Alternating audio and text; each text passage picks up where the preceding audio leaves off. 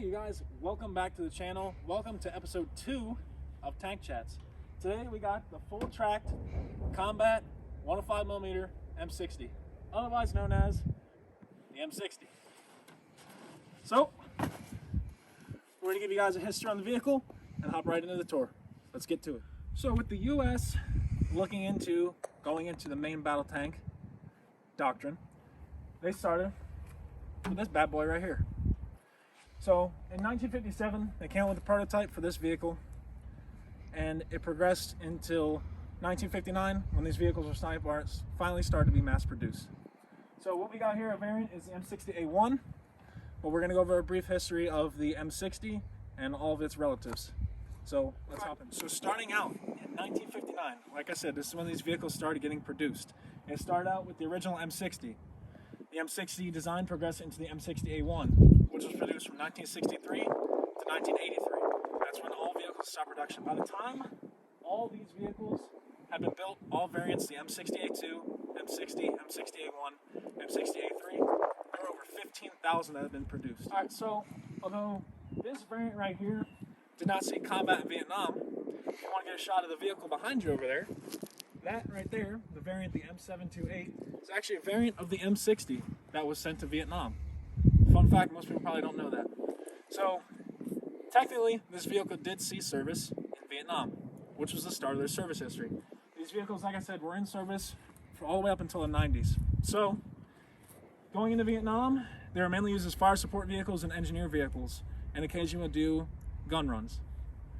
In the 70s, there was actually an incident in, which is, I think, called the Korean Axe Murder. The Korean Axe Murder incident, which was actually, fun fact, was actually a conflict over a tree in the demilitarized zone. So, President Ford and President Nixon authorized a plan for these, actually, a company of these guys to be sent over there on the border of Korea as a show of force. They actually assisted in chopping down trees in a show of force. They literally did chopping down of trees as a show of force to the North Koreans. Which in the end, don't know why, it worked, but it did. In the 1980s, this vehicle was sent in Operation Urgent Fury. For most of you, in layman's terms, that was the Operation Grenada, which was, these were mainly equipped with the Marines who came as part of the amphibious landings in Grenada. And they knocked out a few APCs and went up against like some of the infantry regiments and stuff that were around there. Now these didn't really see their big tank-on-tank combat debut until the Gulf War and Desert Storm. So as I was saying, in 1991, these bad boys, were sent over to for the operations in Desert Storm and the Gulf War. These was their first debut in actual tank-on-tank combat other than the Yom Kippur War. This is the first time in U.S. hands that they were used in combat. They had been assisted in operations in the Cold War and any like minor incidents, like I said, as a Korean Axe Murder incident. But they didn't see their real combat debut to the 90s. And by then, that was actually near the end of their service life history. But when they were deployed in 1991, if y'all are familiar with the Battle of 73 Easting, which, again, 2CR was actually a part of, so our regiment. And these guys knocked out, in the hands of the Marines and the Army troops over there, knocked out over 250 tanks on their first, 3 days in combat. So the Marines and the Army and the soldiers that had these in their hands were very effective with them. These were used through that conflict until the end of it. So when that conflict was over, these vehicles were mainly put in reserve, with them put in the U.S. Army Reserve, National Guard, and Marine Corps inventory. By 1997, they were phased out of combat use and service history, but they continued to stay in reserve because by the time 1997 rolled around, the excess M1A1 Abrams that had been under the Army's hands were lent over to the Marines, and they handed over their M60s. But, as I showed you earlier, the M728 is actually still technically in service in the U.S. inventory. So a variant of this vehicle is still technically in service, with plans to phase it out by 2024. It's mainly used over there as an engineer vehicle. We'll do a separate video on that another day, but today, focusing on the M60. So let's get into the tour of the vehicle. Hope you guys enjoyed the history. Let's get into it.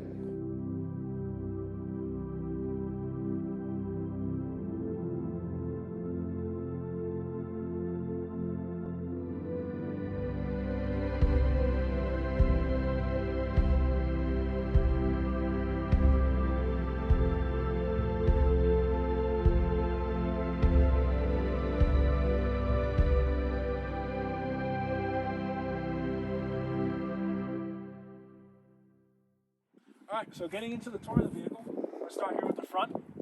You got your bush guards here for the front headlights and your blackout marker lights for when they're driving at night.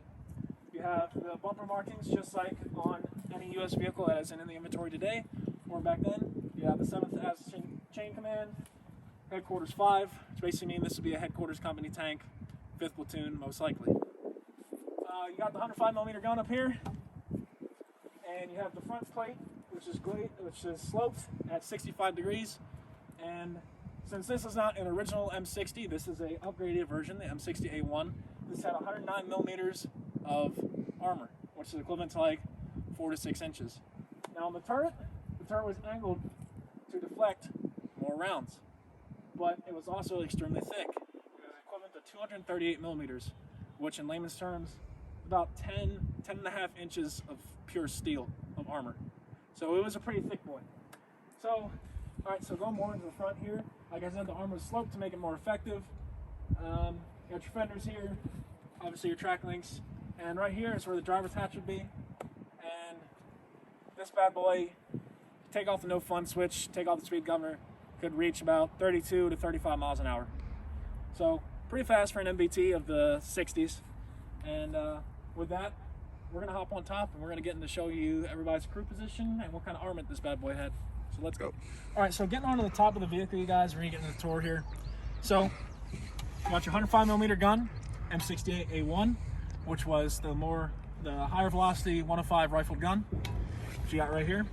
You got the canvas covering for the front mount for the gun, for the front mantling for the gun, but you actually see in here some of the metal's showing through, but it still does have the original canvas on it. You got your iron bolt lifting plugs here, and what this would be right here would be secondary machine gun. So this would be for manually operated by the loader, or could be used automatically by the gunner. He would have a switch somewhere by him that would be like an override that he could use. So they started out as, I believe it was the M72 machine gun, which was basically an upgraded version of the M1919A4, which was the 30 cal used in World War II. But in 1976, when the 240 finally came in service, they were put inside this vehicle. The 240 would have been mounted in here, again, secondary machine gun. Over here would be your gunner's sight. You have that right here. This is where the gunner's sight would be. So they have that right there. You got your driver's hatch right here. So this vehicle had a crew of 4. So you got the driver, the commander, the gunner, and the loader. So the driver would sit right here. You can see his 3 vision periscopes right there.